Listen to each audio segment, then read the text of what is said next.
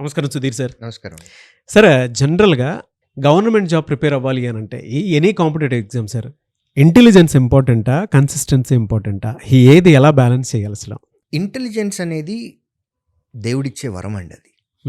మీకు అంటే మీరు ఈ క్వశ్చన్ అడిగినప్పుడు నాకు ఎన్ఐటి వరంగల్‌లో నా క్లాస్‌మేట్ గుర్తొచ్చాడు. నవీన్ పాతా అని. అతను ఒక బుక్‌ని 2 డేస్‌లో కంప్లీట్ చేస్తాడు. బుక్ మొత్తాన్ని ఇంకా కూర్చొని అట్లా చదివేస్తాడు. ఆ తర్వాత మనం ఎగ్జామ్ పెడితే టెక్స్ట్ బుక్‌లో ఎలా అయితే ఉందో యాజ్ ఇట్ ఈస్‌గా ఒక 85% మ్యాచ్ తోటి యాజ్ ఇట్ ఈస్‌గా రాసేస్తాడు. వాహ్! నేను నా లైఫ్‌లో చూసినటువంటి అంత ఐక్యూ లెవెల్స్ ఉన్నటువంటి పర్సన్ నా లైఫ్‌లో నవీన్ పాతా. ఈ వీడియో గనక ఎక్కడన్నా ఉంటే చూస్తే గనక Naveen పాతా please do call me. అంత వండర్ఫుల్ పర్సన్. అది ఒక వరం అండి. అది అందరికీ రాదు. కొంతమందికి ఐక్యూ లెవెల్స్ ఉన్నా సరే డిసిప్లిన్ ఉండదు. కూర్చొని చేస్తే అయిపోతుంది. ఐక్యూ లెవెల్స్ ఉన్నవాళ్ళు కాంపిటేటివ్ ఎగ్జామ్స్లో కనుక ప్రిపేర్ అవుతున్నట్లయితే ప్లీజ్ డిసిప్లైన్గా ఉండండి. మొదలుపెట్టిన పని పూర్తి చేయండి. మీరు సక్సెస్ చూసేస్తారు. మీకు అసలు తిరిగే ఉండదు. మధ్యలో ఆపద్దు. మధ్యలో ఆపకుండా పనిని పూర్తి చేసేయండి. కొంతమందికి లో ఐక్యూ లెవెల్స్ ఉంటాయి. మనం మిస్టేక్ కాదండి, అది మన తప్పు కాదు, అమ్మా నాన్న తప్పు కాదు, దేవుడు ఇవ్వలేదు మనకంతే. మనం ఏం చేయాలి మనం సక్సెస్ కోసం అని అంటే మనకి కన్సిస్టెన్సీ ఇంపార్టెంట్. ఏ జనరేషన్ వాళ్ళకైనా సరే ఇప్పుడు ర్యాబిట్ అండ్ టార్టైజ్ స్టోరీ తెలుసు. ర్యాబిట్ అండ్ టార్టైజ్ స్టోరీ తెలుసు. ఈ స్టోరీలో విన్ అయింది ఎవరు నాగరాజు గారు? టార్టైజ్ విన్ అయింది. టార్టైజ్ ఎందుకు విన్ అయింది? కన్సిస్టెన్సీ. అది స్లోగా నడుస్తూ ఉంటుంది, అది ఆపలా. అలా నడుచుకుంటూ వెళ్ళి first destination end point touch అయింది టార్టైజే. ఈ మోరల్ మీరు అడిగిన క్వశ్చన్కి మనకి చిన్నప్పుడే చెప్పేశారు. కన్సిస్టెన్సీ ఉండాలి.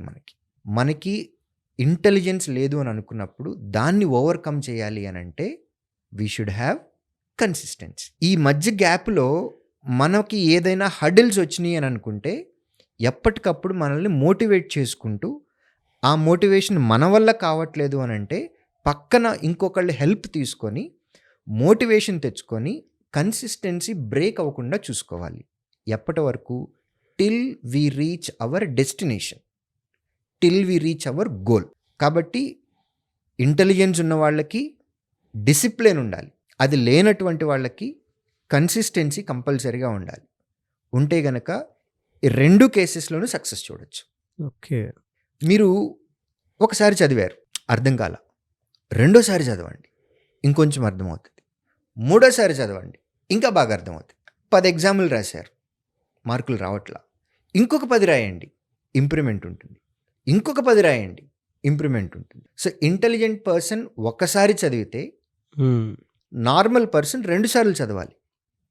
లో ఐక్యూ లెవెల్ ఉన్న అతను 3 సార్లు చదవాలి. ఇంటెలిజెంట్ పర్సన్ ఒక 20 ఎగ్జాములు రాస్తే మనం 40 రాద్దాం, మనం 60 రాద్దాం.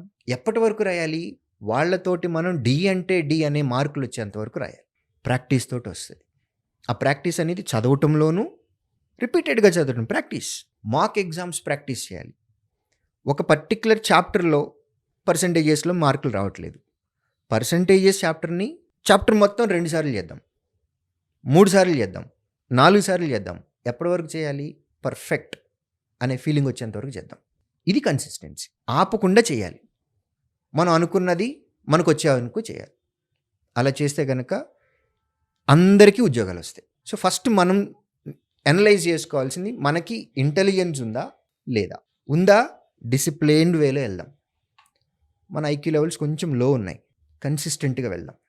టైం పట్టొచ్చేమో, ఓపిక పడదాం. Tortoise and rabbit story. Yes, time పడుతుంది, ఓపిక పడదాం, గివ్ అప్ ఇవ్వద్దు, సెల్ఫ్ మోటివేషన్ తెచ్చుకుందాం.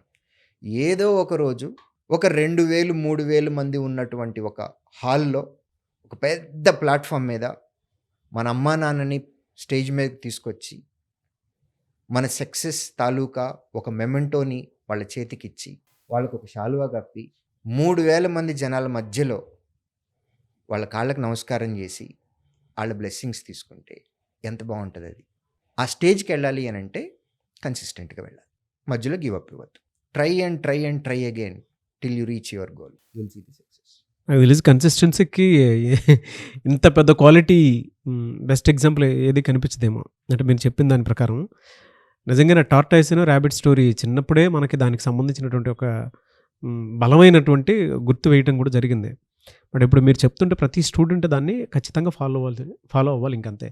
ఇంటెలిజెన్స్ అనేది ఇట్ ఈస్ ప్యూర్ ఎగ్జామ్‌లో గాడ్స్ గిఫ్ట్. ఎగ్జామ్‌లో టైమింగ్ వరకు పనికొస్తది కానీ బట్ కన్సిస్టెన్సీ అనేది కంప్లీట్ డిసిప్లిన్ మోడ్‌లోకి తీసుకొని వెళ్తది మనిషిని. మీరు ఇందాక మాట్లాడేటప్పుడు నాకు అది బాగా నచ్చింది సార్. ఇంటెలిజెన్స్ ఉండేటువంటి పర్సనాలిటీకి డిసిప్లిన్ ఉంటే దేన్నన్నా క్రియేట్ చేయగలుగుతారు. కానీ వాళ్ళ దగ్గర డిసిప్లిన్ పెద్ద ప్రాబ్లమ్. కన్సిస్టెన్సీలో ఉండేటువంటి వాళ్ళకి డిసిప్లిన్ ఆటోమేటిక్‌గా ఉంటది. అందుకే వాళ్ళకంటే కూడా వీళ్ళు ఎక్కువ రీచ్ అవ్వడానికి అవకాశం ఉంటుంది. Thank you so much Sudheer garu. Thank you. చూసారు కదా వీడియో. ఈ వీడియోపై మీ అభిప్రాయం కామెంట్ బాక్స్లో పోస్ట్ చేయండి. ముఖ్యంగా మీరు కనుక ఏదైనా గవర్నమెంట్ జాబ్కి కనుక మీరు ప్రిపేర్ అవ్వాలి అనుకునేటువంటి వాళ్ళు స్క్రీన్ మీద శ్రీధర్ సిసి కాంటాక్ట్ నెంబర్ కనిపిస్తుంది. దానికి మీరు కాలర్ మెసేజ్ వాట్సాప్ చేసి మీ పేరెంట్స్ తోటి ఒకసారి విజిట్ చేయండి.